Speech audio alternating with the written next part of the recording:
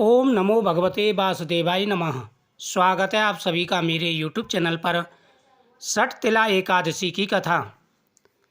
एक समय दालभ्य ऋषि ने पुलस्त ऋषि से पूछा कि महाराज, मृत्युलोक के मनुष्य ब्रह्म अत्याधिक महान पाप करते हैं, पराई धन की चोरी और दूसरों की उन्नति को देखकर ईर्ष्या करते हैं तथा अनेक प्रकार के व्यसनों में फंसे रहते हैं, फिर भी उन्हें नरक प्राप्त नहीं होता। इसका क्या कारण है?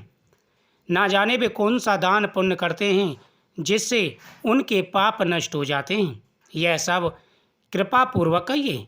यानी दालभ्य ऋषि ने पुलस्त ऋषि से कहा कि ऐसा मनुष्य कौन सा पुण्य कर्म करते हैं जिससे उनके पापों का नाश हो जाता है, कृपा करके मुझे बताइए, मेरी सुनने की इच्छा है।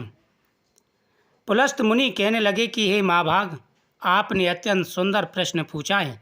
इससे संसार के जीवों का कल्याण होगा। ब्रह्मा, विष्णु, रुद्र तथा इंद्र आदि भी इस गुप्त वेद को नहीं जानते, परंतु मैं आपको सुनाता हूँ। माघ मास के लगते ही स्नान आदि से शुद्ध हो, इंद्रियों को वश में करके काम, क्रोध, लोभ, मोह, अहंकार, ईर्षा, अभिमान आदि का त्याग कर दे। यानी जैसे ही माघ का महीना लगे तो स्नान का नियम बनाए, प्रतिदिन सुबह स्नान करें और स्नान के साथ साथ कुछ ऐसी चीज़ें जिनको त्याग दें। यानी स्नान के बाद इंद्रियों को वश में रखें, काम को त्याग दें, क्रोध बिल्कुल ना करें, लोभ, मोह, अहंकार, ईर्षा, अभिमान इन सभी का त्याग कर देना चाहिए। इन सभी का त्याग करने से व्रत का पूर्ण फल प्राप्त होता है। भगवान का स्मरण करना चाहिए। पुण्य नक्षत्र में गोबर, कपास, तिल मिलाकर उनके कंडे उपले बनाने चाहिए। उन उपलों से 108 बार हवन करना चाहिए।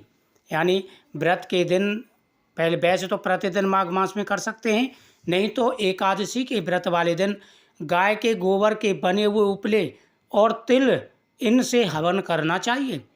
ओम नमो भगवते वासुदेवाय नमः आदि मंत्रों का जाप करते हुए आपको हवन करना चाहिए। उन उपलों से 108 बार हवन करें। उस दिन मूल नक्षत्र हो, साथ ही एकादशी तिथि भी हो तो और भी श्रेष्ठ मानी जाती है। स्नान आदि नित्य क्रिया से निवृत्त होकर देवादिदेव श्री भगवान का पूजन और एकादशी का व्रत धारण करें। रात्रि को जागरण करना श्रेष्ठ है। उसके दूसरे दिन धूप, दीप, नैवेद्य आदि से भगवान का पूजन करके खिचड़ी का भोग लगावें। भगवान कृष्ण का पूजन करके पेठा, नारियल, सीताफल या सुपारी सहित भगवान को अर्घ्य देते हुए विनय करें कि हे भगवान, आप तीनों लोगों के स्वामी हैं तथा दीनों को शरण देने वाले तथा इस संसार सागर में फंसे प्राणियों का उद्धार करने वाले हैं। हे पुंडरीकाक्ष, हे जगतगुरु, आप लक्ष्मी सहित इस तुच्छ अर्घ्य को स्वीकार करें। इसके पश्चात जल से भरा हुआ कुंभ गड़ा ब्राह्मण को दान करें। उस समय ब्राह्मण को श्याम गौ और तिल पात्र देना उत्तम है। तिल स्नान और तिल भोजन दोनों ही श्रेष्ठ हैं। इस प्रकार जो मनुष्य जितने तिलों का दान करता है उतने ही 1000 वर्ष तक स्वर्ग में वास करता है। हे महाभाग, जो व्यक्ति पूरे नियम के साथ में एकादशी का व्रत करते हैं उनकी मनोकामना पूरी हो जाती है। इस दिन तिल के 6 काम करने चाहिए। तिल से 6 काम किए जाते हैं। पहला स्नान, तिल का स्नान, तिल जब आप डाल करके जल में स्नान करें। दूसरा तिल का उबटन, थोड़े से तिल शरीर पर जरूर लगावें। तीसरा तिल का हवन, तिल से इस दिन हवन जरूर करें। तिल का जल, जब सूर्य देव को अर्घ दे रहे हों तो तिल डाल के अर्घ दें। पितरों के नाम से तिल डाल के अर्घ दें और खुद पिए तो उसमें 2 तिल के दाने डाल कर के जल का पान करें। तिल का भोजन, तिल और गुड़ की मिक्स करके भगवान को भोग लगावें और उसका भोजन करें। और तिलों का दान, यह षटतिला एकादशी कहलाती है। यानी ये 6 कर्म तिल के करने चाहिए। इससे अनेक प्रकार के पाप नष्ट हो जाते हैं। इतनी कथा कहकर के पुलस्त ऋषि कहने लगे कि एक समय नारद जी ने भी भगवान श्री विष्णु से यही प्रश्न पूछा था और भगवान ने षटतिला एकादशी का जो महत्व नारद जी से कहा था वह सुनो। भगवान कहने लगे, हे नारद, मैं आंखों देखी एक सत्य घटना कहता हूँ, ध्यानपूर्वक सुनो। प्राचीन काल में मृत्युलोक में एक ब्राह्मणी रहती थी। वह सदैव व्रत किया करती थी। एक समय 1 मास तक व्रत करती रही।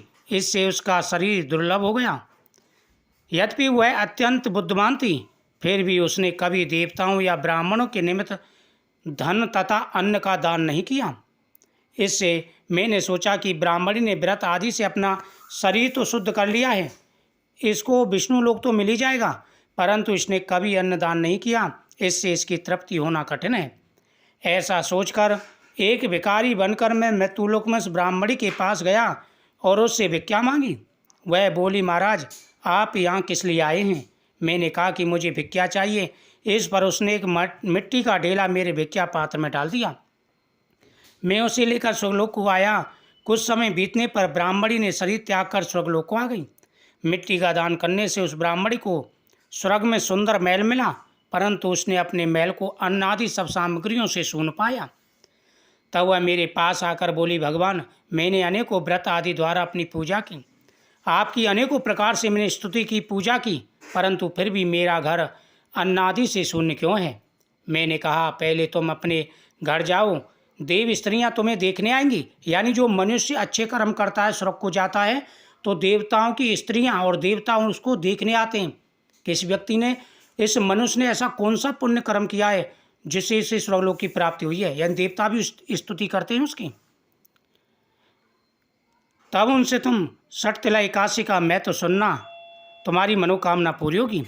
भगवान के ऐसे वचन सुनकर जब वह अपने घर गई, जब देवी स्त्रियां आई और उन्होंने द्वार खोलने के लिए कहा, तो ब्राह्मणी बोले कि आप मुझे देखने के लिए आई हो, तो सबसे पहले 60 तिला एकादशी का महत्व कहिए। तब उनमें से एक देवी स्त्री ने 60 तिला एकादशी का महत्व सुनाया। ब्राह्मणी ने महत्व सुनकर घर का द्वार खोल दिया। देवांगनाओं ने देखा कि वह ना तो गंधर्वी है और ना ही असुरी, वरन पहले जैसी है। फिर उस ब्राह्मणी ने देव स्त्रियों की कथा अनुसार 60 तिला एकादशी का व्रत किया। इसके प्रभाव से वह सुंदर और रूपवती हो गई तथा उसका घर अन्न आदि समस्त सामग्रियों से भरपूर हो गया। भगवान कहते हैं, मनुष्य को 60 तिला एकादशी के व्रत में लोभ न करके तिलादि का दान अवश्य करना चाहिए। इससे दुर्भाग्य, दरिद्रता तथा पाप नष्ट होकर मोक्ष की प्राप्ति होती है। प्रत्येक व्यक्ति को एकादशी का व्रत अवश्य करना चाहिए। एकादशी के दिन सुबह स्नान करें तो तिल डालें और सूर्यदेव को अर्घ्य दें, भगवान को तिल समर्पित करें, तिल का दान करें। पूरे नियम के साथ में एकादशी का व्रत रखा जाए तो भगवान गोविंद प्रसन्न होकर के मनवांछित फल प्रदान करते हैं। इस दिन भगवान शिव का अभिषेक भी करें तथा भगवान के सामने दीपक जलाएं, पीपल वृक्ष के नीचे दीपक जलाएं, तुलसी माता के सामने दीपक जलाएं। आपकी प्रत्येक मनोकामना पूरी होगी। वीडियो को शेयर करें, चैनल को सब्सक्राइब करें, कमेंट में ओम नमो भगवते वासुदेवाय नमः जरूर लिखें। आपकी प्रत्येक मनोकामना पूरी होगी।